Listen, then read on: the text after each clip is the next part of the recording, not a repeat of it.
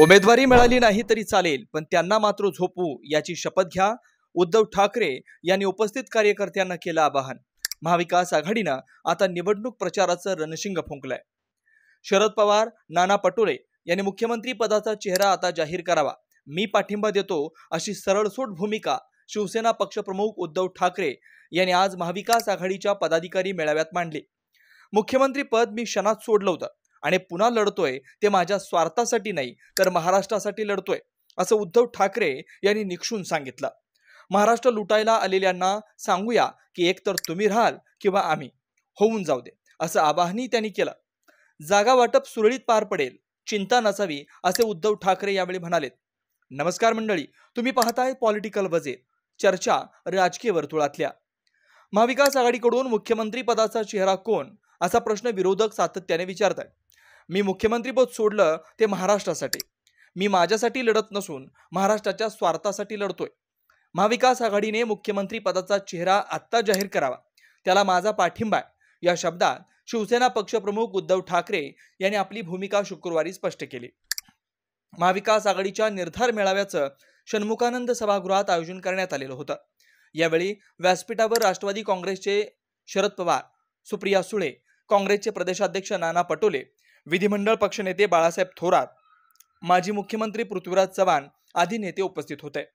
लोकसभेत राजकीय शत्रूला पाणी पाजलं, आता आगामी निवडणुकीलाही एकजुटीने सामोरं जाऊन विजयश्री मिळवूया असा निर्धार करत महाविकास आघाडीने आज मुंबईतील संयुक्त पदाधिकारी मेळाव्यात विधानसभेच्या लढाईचं रणशिंग फुंकलंय. या मेळाव्यात मार्गदर्शन करताना उद्धव ठाकरे यांनी मुख्यमंत्री पद, जागा वाटप आदी विविध मुद्द्यांवर शिवसेनेची भूमिका मांडली. महाविकास आघाडीचा मुख्यमंत्री पदाचा चेहरा कोण आहे, उद्धव ठाकरे की आणखी कोण, अशा चर्चेला उद्धव ठाकरे यांनीच आज छेद दिलाय. मुख्यमंत्री पदाचं काय करायचं ते आमचा मी बघू असं सांगत त्यांनी चर्चा घडवणाऱ्यांना चपराक लगावली आहे. लोकसभेची लढाई संविधान वाचवण्याची होते, विधानसभेची लढाई महाराष्ट्र धर्म, महाराष्ट्र संस्कृती वाचवण्याची आहे. मी स्वार्थासाठी नाही, महाराष्ट्रासाठी लढतोय. महाविकास आघाडीचे दूत म्हणून गावागावात जा आणि आपल्या कामाचा प्रचार करा. वज्रमूठ शब्दात नको, ती प्रत्यक्षात हवी. उमेदवारी मिळाली नाही तरी चालेल, पण त्यांना झोपू याची शपथ घ्या, असं आवाहन उद्धव यांनी उपस्थित कार्यकर्त्यांना केलंय. 50% पुढे आरक्षण नेऊन मराठ्यांना आरक्षण देण्यास आपला पाठिंबा आहे, असं त्यांनी स्पष्ट केलंय. गद्दार तोते यांनी शिवसेना चोरली, पण त्या चोरांच्या हातात मी शिवसेना ठेवणार नाही. त्यांनी शिवसेनेचं धनुष्यबाण चोरलं असलं तरी त्यांच्या बुडाला आग लावण्यासाठी मी मशाल घेतली आहे. लोकसभेला मशालीचा प्रचार करायला वेळ कमी पडला तरीही यश मिळवलं. राष्ट्रवादीचाही पक्ष आणि निशाण चोरलं. काँग्रेसच्या नशिबानं अजून त्यांचा हात कायम आहे.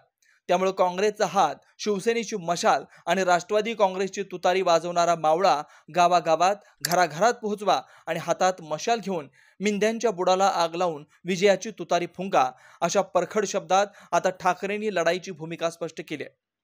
पैसे देऊन मिंदे सरकारचे योजना दूत गावात फिरणार असतील तर तुम्हीही महाविकास आघाडीचे दूत व्हा, असं आवाहन उद्धव ठाकरे यांनी यावेळी पदाधिकाऱ्यांना केलं. 2.5 वर्षात महाविकास आघाडी सरकारने केलेली कामं सांगा, असं ते म्हणाले. कोरोना काळात महाविकास आघाडीने केलेली कामं लोक विसरावीत म्हणून निवडणूक लांबवण्याचा खटाटोप सुरू आहे, असंही ते पुढे म्हणाले. लाडकी बहीण योजनेसाठी IAS अधिकाऱ्यांवर सरकारचा प्रचंड दबाव आहे. त्याबाबत सांगताना उद्धव ठाकरे म्हणाले की लाडकी बहीण योजना थांबवू का, असं न्यायालयाने फटकारल्यानं मुख्यमंत्री आणि उपमुख्यमंत्र्यांची चिडचिड होते. अनेक IAS अधिकारी सांगतायत, साहेब लवकर परत या, यांची दडपशाही, दमदाटी चालू आहे. मिंदे त्यांना म्हणतात, मी चांगल्या भाषेत सांगतोय तोपर्यंत ऐका, नाहीतर दुसरे रूप दाखवावं लागेल. यांचं दुसरं रूप काय आहे, असं उद्धव ठाकरे म्हणतात. सभागृहात गद्दार गद्दार असा आवाज घुमला. ते ऐकताच उद्धव ठाकरे उपस्थित पदाधिकाऱ्यांना म्हणाले, बरोबर मुद्द्याला हात घातला. मिंद्यांचं खरं रूप तेच आहे आणि ते सुद्धा लोकांमध्ये पोहोचवण्याचं काम तुमचं आहे. भाजपात 25 वर्ष भोगले ते आघाडीत होता कामा नये. ज्यांच्या जास्त जागा त्यांचा मुख्यमंत्री हे धोरण नको. आघाडीत पाडापाडीचं राजकारण होता कामा नये. जागा कुणाच्याही वाट्यास येऊ, एक दिलानं प्रचार करा. लोकसभा निवडणुकीनं दाखवलेली दिशा कायम ठेवण्यासाठी विधानसभेची निवडणूक जिंकावीच लागेल, या शब्दात उद्धव यांनी महाविकास आघाडीच्या नेत्यांना कानपिचक्या दिल्या. केंद्र सरकार टेकूवर असल्यानं मोदी आता धर्मनिरपेक्ष शब्द वापरायला लागले. तुम्ही हिंदुत्व सोडलं असं आम्ही म्हणू काय, अशी विचारणा त्यांनी केली. उद्धव ठाकरे यांनी यावेळी केंद्रातील नरेंद्र मोदी सरकार आणि भाजपचाही समाचार घेतलाय. ते म्हणाले की भाजपच्या राजवटीत देशात हिंदू मुस्लिम आणि महाराष्ट्रात समाजात आगी लावल्या जातात। लोकसभा निवडणुकीत केवळ मुस्लिम समाजानेच नव्हे तर बौद्धांनी, मराठी माणसांनी, हिंदूंनी शिवसेनेला भरभरून मतदान केलं। महायुतीतले गद्दार विसरले, पण कोरोना काळात आपण ज्यांना वाचवलं ते मुस्लिम आणि बौद्ध शिवसेनेला विसरले नाहीत। सीएए एनआरसीच्या वेळीही भयभीत वातावरण झालं होतं। त्यावेळी मी मुख्यमंत्री म्हणून सांगितलं की जे या देशाचे नागरिक आहेत, जे देशावर प्रेम करतात, त्यांना मी बाहेर जाऊ देणार नाही, म्हणून मुस्लिम शिवसेनेसोबत आले, असं उद्धव ठाकरे म्हणाले। बौद्ध आणि मुस्लिम मतदारांचा उद्धव यांनी विशेष उल्लेख केला। वक्फ बरोबरच धार्मिक जमिनी उद्योगपतींना देण्यास विरोध असल्याचं त्यांनी स्पष्ट केलं। अयोध्येतील जमिनी व केदारेश्वराचं सोनं कोणाच्या घशात गेलं या प्रश्नी लोकसभेची संसदीय चिकित्सा समिती नेमा, असं आव्हान त्यांनी भाजपला दिलंय। पंतप्रधान नरेंद्र मोदी स्वातंत्र्य दिनी लाल किल्ल्यावरून देशाला संबोधित करताना सेक्युलर संविधान, सेक्युलर सिव्हिल कोडवर बोलले। त्यावरून उद्धव ठाकरे यांनी मोदींवर निशाणा साधलाय। मोदीजी, सेक्युलर सिव्हिल कोडवर बोलता, मग तुम्ही हिंदुत्व सोडलं का? चंद्राबाबू आणि नितीश कुमारांच्या मांडीला मांडी लावून बसलात, मग तुम्ही हिंदुत्व सोडलं नाहीत। मग आगी लावण्यासाठी वक्फ बोर्डाचं बिल का आणलं आणि हिम्मत होती तर मंजूर का करून दाखवलं नाहीत, असा खणखणीत सवाल उद्धव ठाकरे यांनी केलाय।